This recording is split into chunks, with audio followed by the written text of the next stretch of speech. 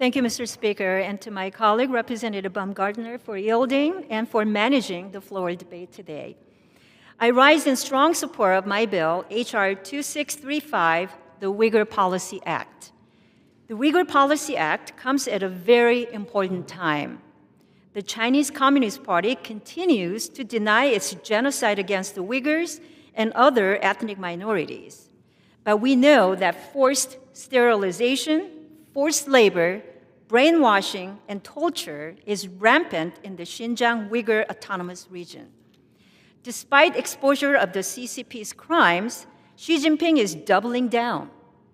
A civil society investigation uncovered that the CCP's harassment and forced transfer of Uyghur workers is more pervasive than previously thought, with individuals relocated over 2,000 miles away from the Uyghur region.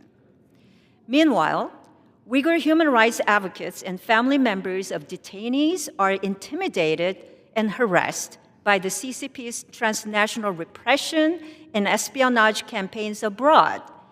The fact that this happens here on U.S. soil is unacceptable and threatens our homeland. The Uyghur Policy Act directs the Secretary of State to lead all U.S. governmental policies and programs that support Uyghurs and other ethnic and religious minority groups in the Xinjiang Uyghur Autonomous Region.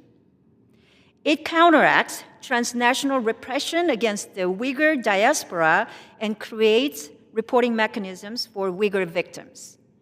It also works to expose and disrupt Beijing's state-sponsored forced labor programs that exploit Uyghurs to dominate vital industries. This includes the cotton industry, where more than 20% of the world's cotton is a product of a Uyghur forced labor. We need to make sure our economy is not subsidized by the CCP's human rights abuses. The United States must show through words and through actions that we will have Uyghurs' backs in their fight against the CCP's tyranny. We must leverage the U.S. soft power, garner international support for Uyghurs and other ethnic minorities, and equip the State Department with the tools that it needs to effectively fight against Xi Jinping's genocidal campaign. I thank my colleague, Representative Ami Bera, for leading this bipartisan legislation with me, and I urge my colleagues to support it. I yield back.